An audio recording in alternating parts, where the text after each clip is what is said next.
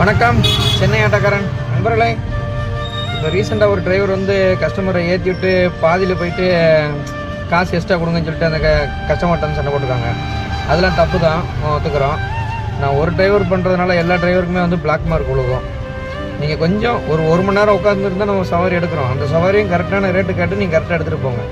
ஏன்னா நீங்கள் கேட்டு எடுத்துகிட்டு போயிட்டு பாதியில் ஏதாச்சும் ஒரு பிரச்சனை இருந்துச்சு அப்படின்னா உங்களோட ஐடி தான் வந்து பிளாக் பண்ணுவான். அந்த பிளாக் பண்ணிட்டான் அப்படின்னா அவனுக்கு ஒன்றும் தெரியாது, அவனோட பிளாக் பண்ணிட்டு போய்கிட்டே இருப்பான் கம்பெனிக்காரன். நம்ம வந்து 3 லட்ச ரூபா முதல்ல போட்டு நம்ம வந்து உட்காந்துருக்கோம். அவன் கொடுக்குற ரேட்டு மட்டமான ரேட்டு நம்மளுக்கும் தெரியும், கஸ்டமருக்கு எல்லாத்துக்கும் புரியும். நம்ம கரெக்டான ரேட்டை கேட்டு நம்ம எடுத்து ஓட்டணும் அப்படின்னா தான் நம்மளுக்கும் கொஞ்ச நேரம் வண்டி ஓட்ட முடியும், செய்ய முடியும்.